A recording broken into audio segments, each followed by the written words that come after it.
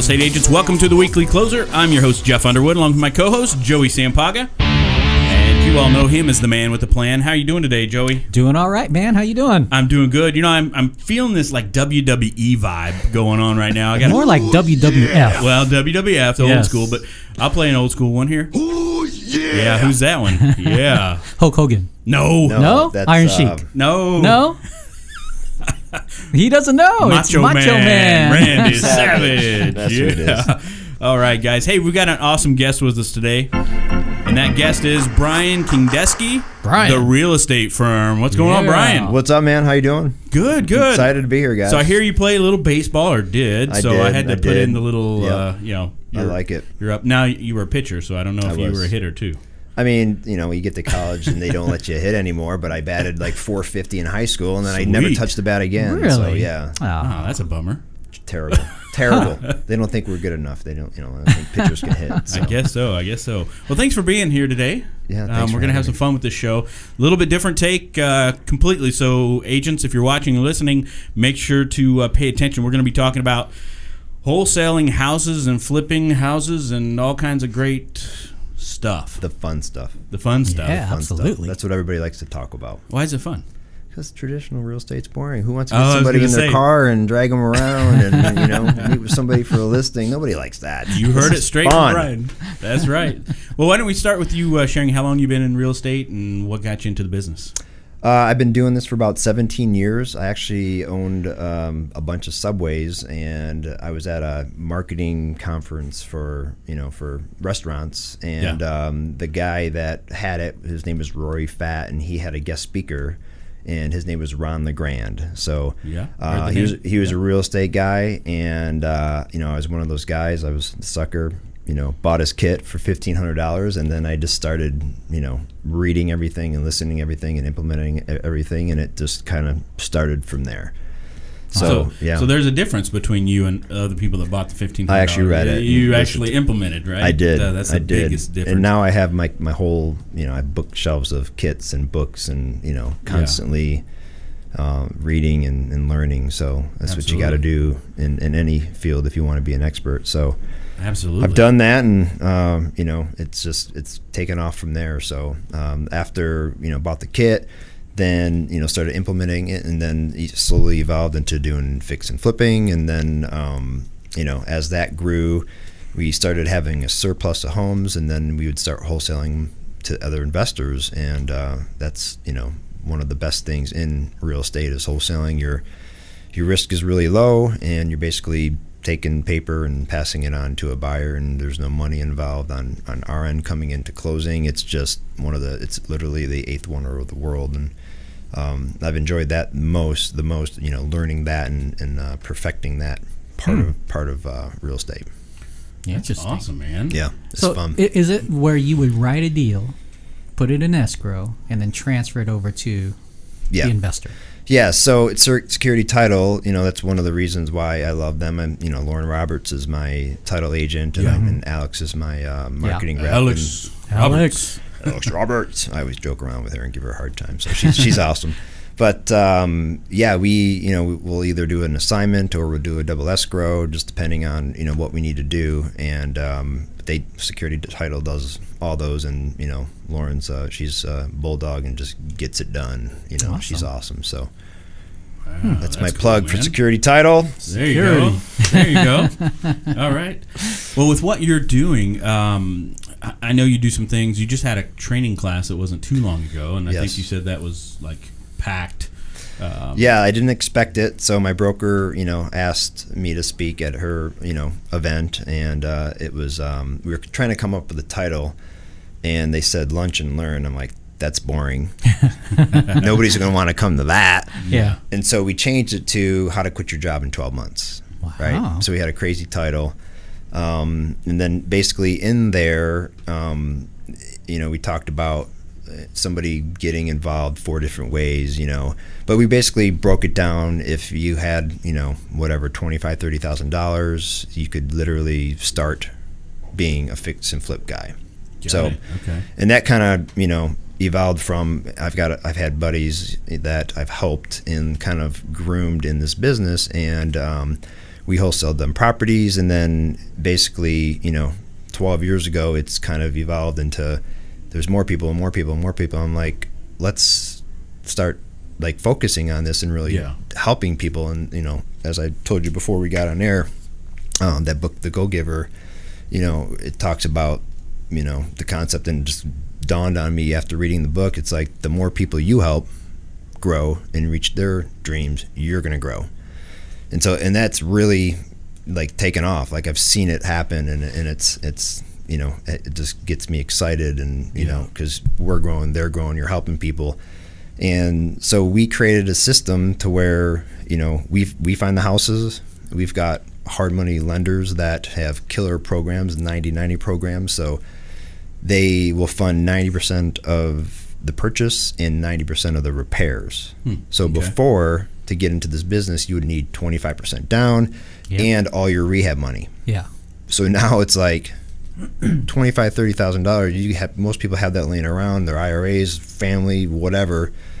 You can have that little bit of money, and then all of a sudden you have a business that requires 1 hour of your time a week. Yeah. You can still be a firefighter, teacher, whatever, and then this kind of runs on its own. Yeah. Okay. And so the final piece of the puzzle was getting some good contractors in place. We found them. That's hard.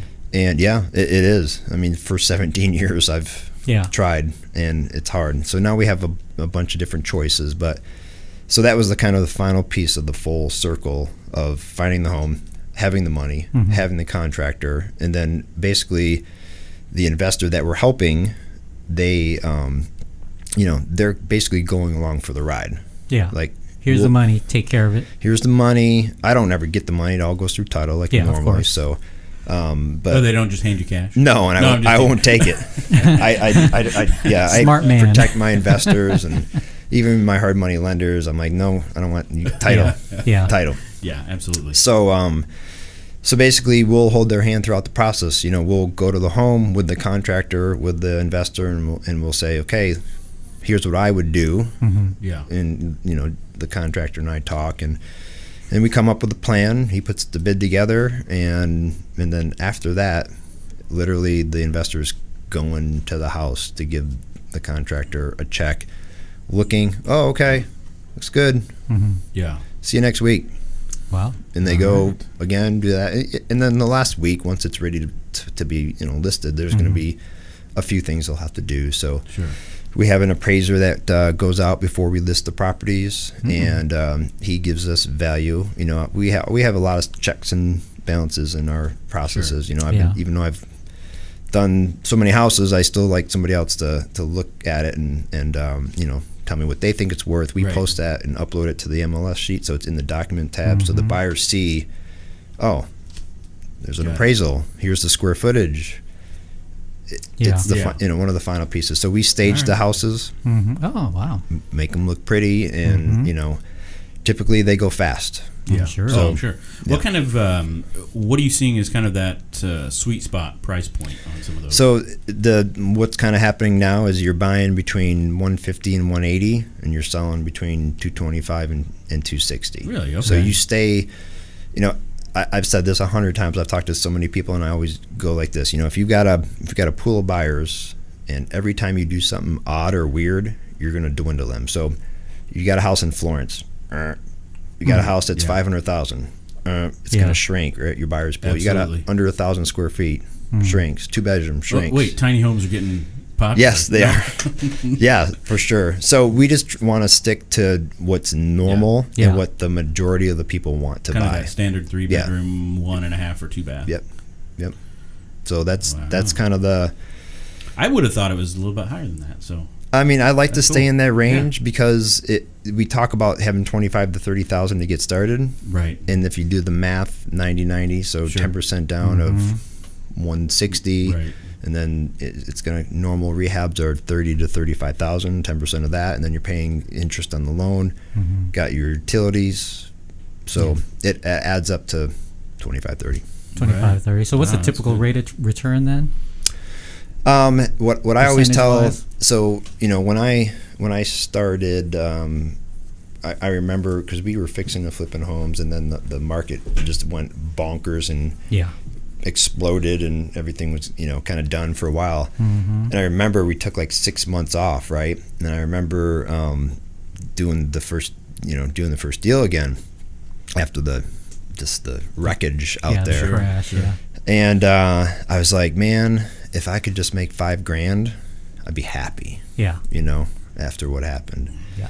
And so we ended up making 35 in the first deal. Completely surprised. We had extra square footage, and it was like perfect.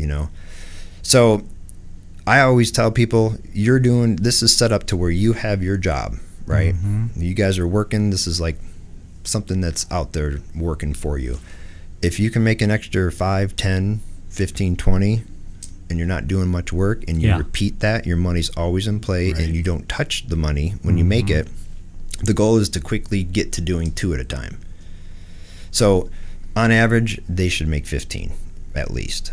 Yeah. That should be an expectation. And they're putting in, you saying 25 to 30, right? But you're getting that back out. You're getting all your money back. Yeah, You're not exactly. Like losing. No. Yeah. So I'm looking at it as return, right? Like, where else can you get that percent of return? Yeah. Yeah. I know there was a time when Bitcoin would do it, but now it's so cyclical. It's so I had so many friends that were doing that, and I was like, just too busy and too dumb to even look at it. I'm thinking of one of my buddies who was like up 70,000 at one point and didn't cash out. And if he'd cashed out, I'm just thinking, wow, even if $50,000 he could have taken out and put it to work like this instead.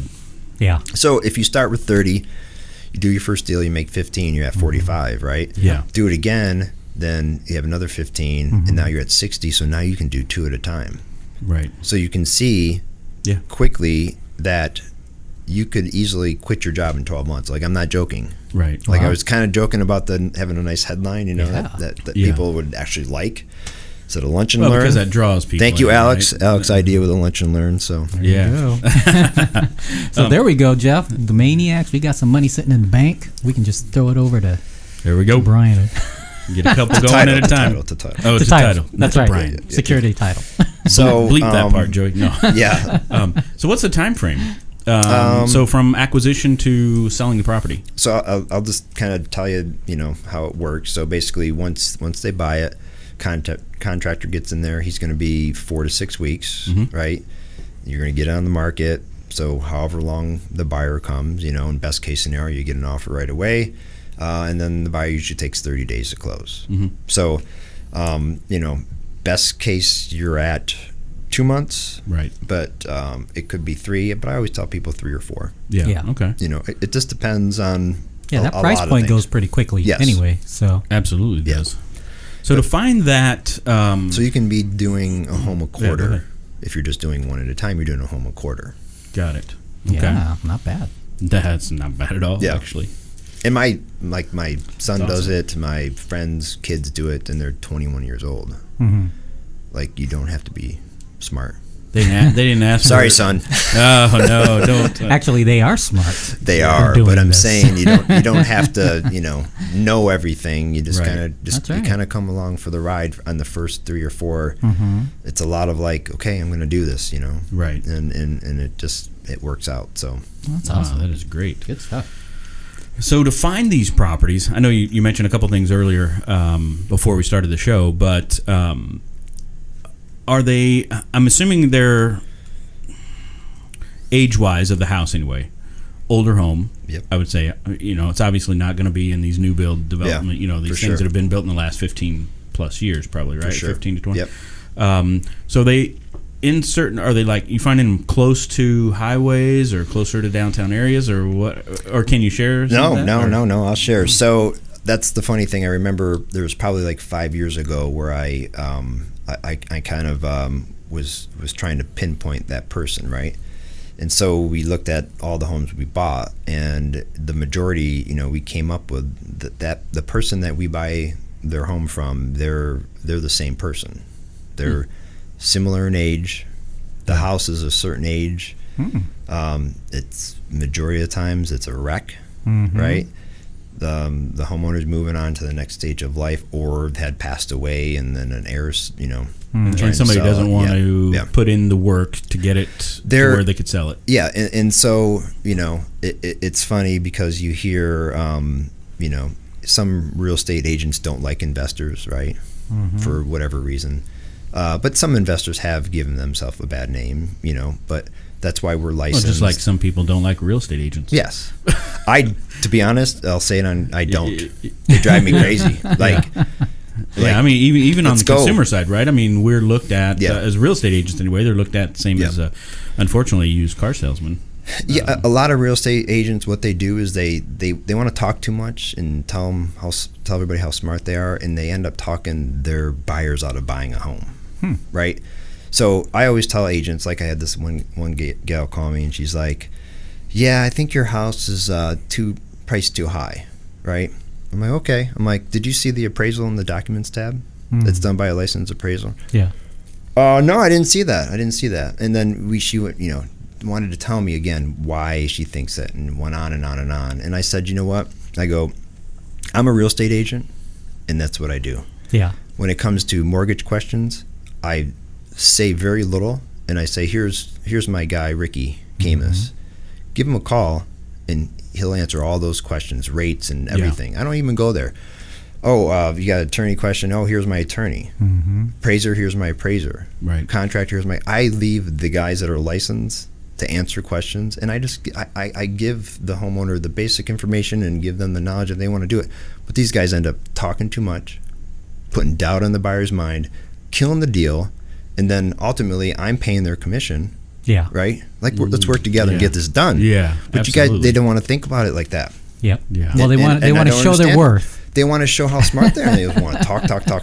And I'm like, oh, I just want to not work with you.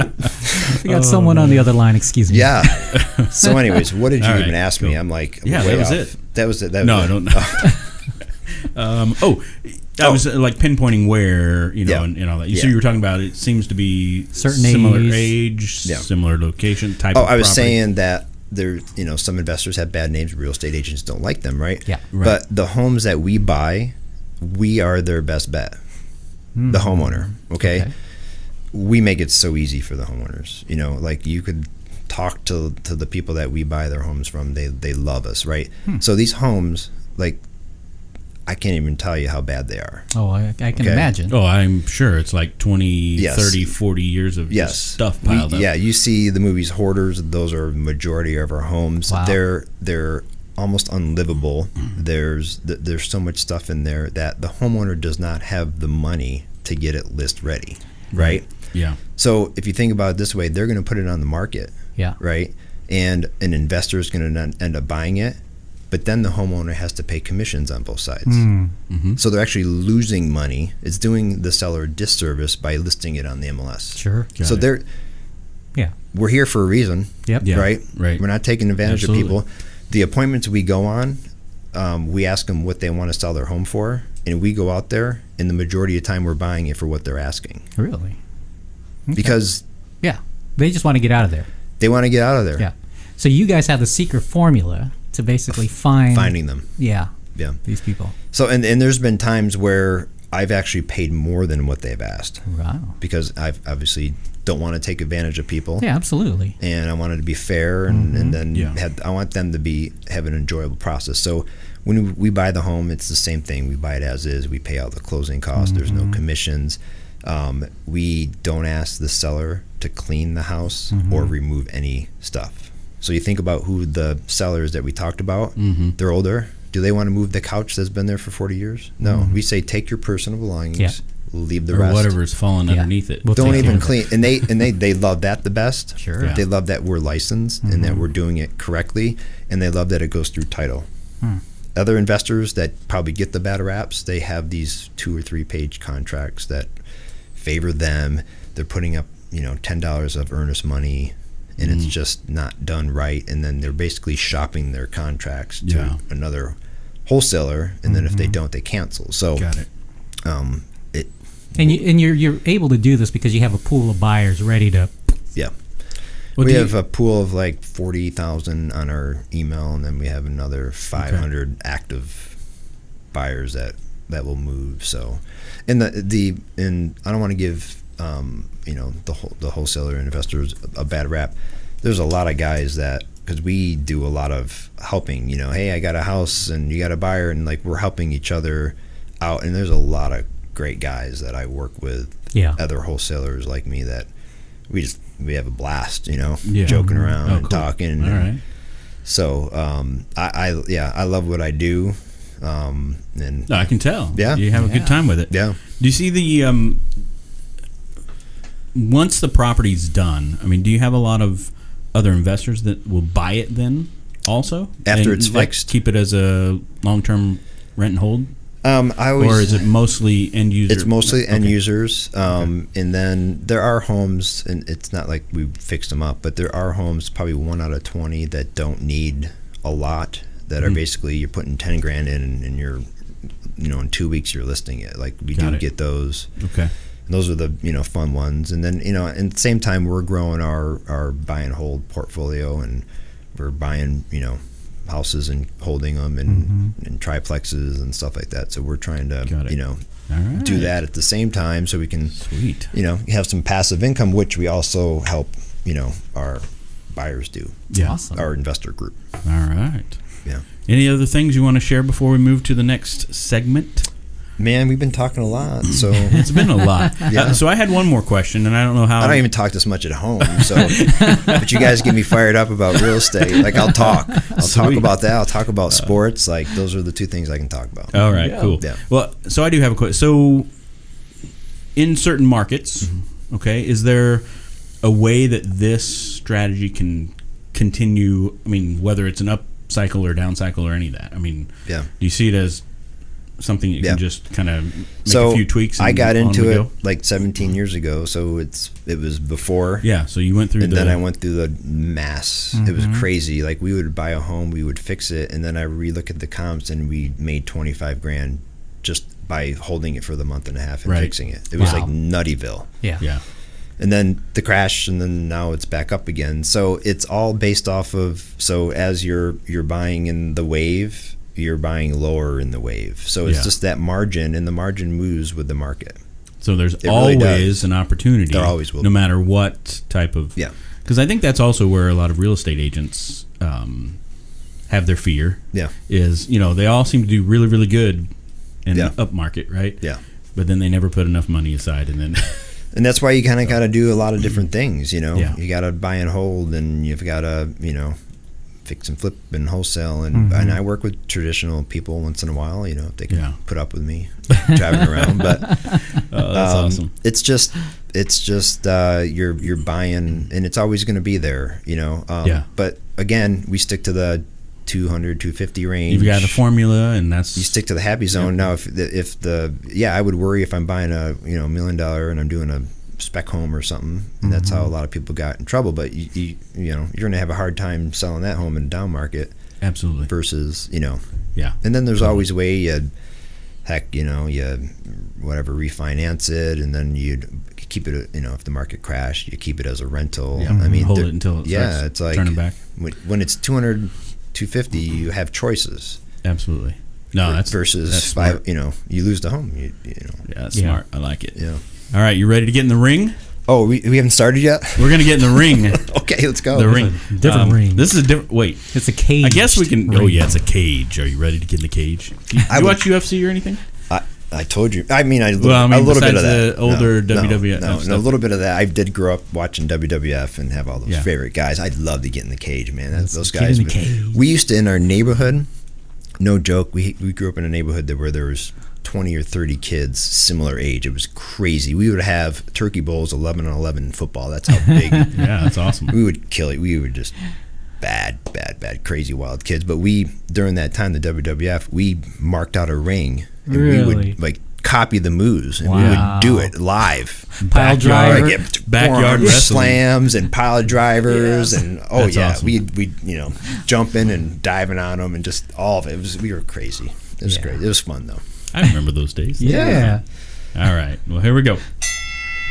What's the best advice that anyone's ever given you? Well, I would say the best advice, and I literally have seen it change my life in the last 3 months, is reading a half hour a day. Someone challenged me, another investor, Brett Daniels, great guy. He challenged me to read a book a week. A book a week? And I've taken the challenge. Really? Okay. And it's literally transformed like my life. Reading or listening? Reading. Okay. Yeah, I like to make notes and stuff. So awesome. But you should do reading and listening if you're driving a lot. So yeah, you do that, and in 12 months or 6 months, you are going to be a different person. Absolutely. Guaranteed. Because all these new things come in your mind, and then all of a sudden your old bad habits get replaced by new stuff, right? Yeah, and absolutely, man. Then all of a sudden you're not watching TV 5 hours a night. You're reading and you're productive, and it's like you've got energy, and so that's been the best. And the other thing was Ron LeGrand always said, he taught me this, and I've used it many times. His saying is, in anything that you're doing, you ask, is that the best you can do? Wow. So when you're meeting with homeowners, right. Price is probably a little off. Is that the best you can do? And I've made more money by saying those magic words than any other thing in my life. Wow. It works everywhere. Anything you're trying to do, you ask those questions, is that the best you can do? That's great. It's kind of like when people ask you to, raise your hand all the way up. Yeah. Right? And then they're like, can you go a little bit higher? And you're like, oh, yeah, I can actually. Yeah. That's great, man. How about a favorite mobile app? Man, I'm not big into mobile apps. I mean, that's okay. You make something I use my maps all the time. There we go. Looking at properties, right? People, that's my favorite. We have right? people mention the maps and Waze and all that. I never used to be in. Oh, my favorite app. Actually, I am lying. My favorite app lately has been Snapchat. Really? My kids have gotten into it. Okay. And then I used to coach all my kids. Their friends and all that stuff. So they're my friends, and so I'll send goofy videos and make just try to make them laugh and keep things. All right, so more on the personal side, not in the business. Oh yeah, nothing in the business. I mean, I have some of my other wholesalers on there, so I'll snap them a fun. Those filters are just hilarious. So I'm like a kid. I know people laugh, and I'm like, no, that's cool. I like to have fun. I have Snapchat, but it's usually because my kids text me saying, "Dad, I sent you a snap." And I'm like, I mean, I try to, I've got young kids. They're 16, 18, 21, and so I want to stay in their world and not be the old, out of date, funky dad. So I try to, I try to keep it up, and cool. Yeah, that's awesome. How about a book recommendation? Since you've been reading The Millionaire Real Estate Investor. That's number real one. Estate Investor. Yep. Yeah. That's number one. That's like everybody's favorite. The other everyone's favorite that all these books that are written have copied is Think and Grow Rich, right? Yeah. Mm-hmm. That's obviously the number one. And then the Compound Effect. I'm about to get that today. Yeah. It's the book The Slight Edge. I've read that so many times, and then I got the Compound Effect, and they're similar, but it's based off of the whole concept of the things you do daily. They're going to either lead you down to the 95%, or they're going to lead you down to the 5%. So, like working out's always a good example of what the premise of the book is. So, if putting daily habits in your life, you're eating a little less carbs over a year or two, you're going to see a difference. You're saving $5 a day over a year or two, you're going to see the difference. It's easy to do, and it's easy not to do. Right. Like those things aren't big, right? Yeah. Not drinking soda, just whatever. Absolutely. Going to the gym, doing 30 minutes a day. You're not going to see it in a week. You're not going to feel it in a week, but you do it long enough over a long period of time, it changes your life. So anything, and that's where the whole concept of reading 10 pages a day came from, Yeah. It's like, it's not hard. It's not hard. It's not hard. 15 minutes a day of reading, you read 21 books in a year. Doesn't that seem weird? Yeah, it's awesome stuff. 15 minutes a day. That's crazy. Yeah. So just trying to, get some good habits that actually, that's the thing. You want to know what your goals are. You want to know where you want to go. Right, and then you want to get some daily actions to get you there. Right. So that's. Yeah, they say that it takes 66 days to form a habit. Yeah. So you be disciplined at first, for 66 days, and then it just becomes a habit. Yeah. And then you got to hang out with the right people, and then you should be getting into some kind of mastermind or coaching program. Everybody. Awesome. Yeah. I have a coach. I spend $2,500 a month for somebody to coach me. Wow. Pretty odd, isn't it? It's probably worth it, right? And I have a trainer. It's Yeah. like there's people out there, and that's what they're there for. Yeah. You know? Yeah. It's like you making money in real estate, any agent or whoever, you should be putting stuff back into making yourself better. Absolutely. You know? Totally. And your agree. marketing. How about a productivity tool or software that you use? I think I did write that down, but I forgot what it is because I'm not smart.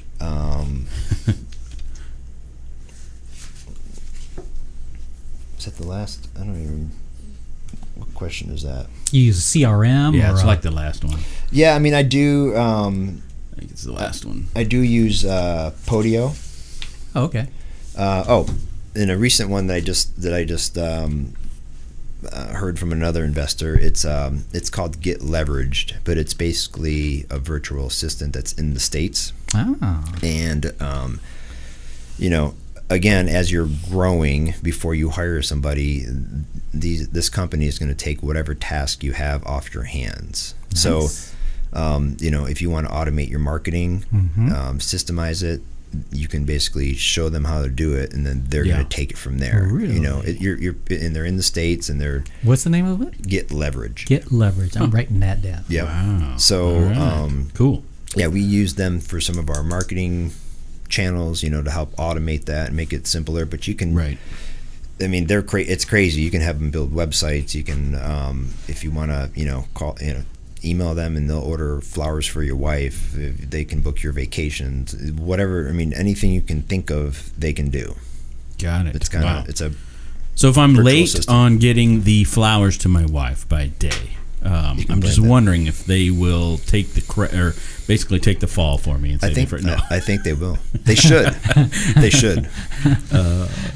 Yeah, I'll remember things, I guess. Honey, she might be listening. All right, last question. Have you draw from the mask? Oh, I thought you were gonna make me put that on again. Oh, if you want to put it on, we can. No. All right. My favorite superhero, man. I used to always like the Hulk. Well, Growing up. You're the Yeah. second person out of 100 people who said I that. did. I'm I mean, surprised. I watched that. I always liked Superman, Spider-Man. You know, all growing up. So, but now it's like, who doesn't love Iron Man? You Yeah, know, like, Iron Man's awesome. Come on, is he a superhero? I don't know. I don't He has even a suit. I like Wonder Woman. See, that's what I'm talking about. He likes Wonder Woman. High five over there. That's cool. That's cool. Yeah. Hey, if agents that are watching or listening want to reach out to you for any questions or advice or anything, where would you send them? I mean, they could probably just shoot me an email. Okay. Yeah. So That'd be it's best. Brian at sellmyazhomequick.com. All right. There Cool. we go. man. Yeah. Well, Brian, it's been great, man. Yeah, great. I've liked this information. I really like this one because now I'm. Yeah, the wheels You are turning pumped? a You ready little to bit. go? I'm just like, Yeah. all right. Ready to start reading? Yeah, we'll have to. Yeah, okay. The reading part. I've been thinking of the returns on my money. Oh, there you go. There you go. There you go. All right. Well, hey guys, we also want to give a big shout out to our sponsor. That's Fidelity National Home Warranty, and they do a great job. Until next time, this is Jeff Underwood And Joey Sampaga. signing off. We'll see you later. Adios. Good job. It was easy. You guys made it fun. Usually I like talking, so it's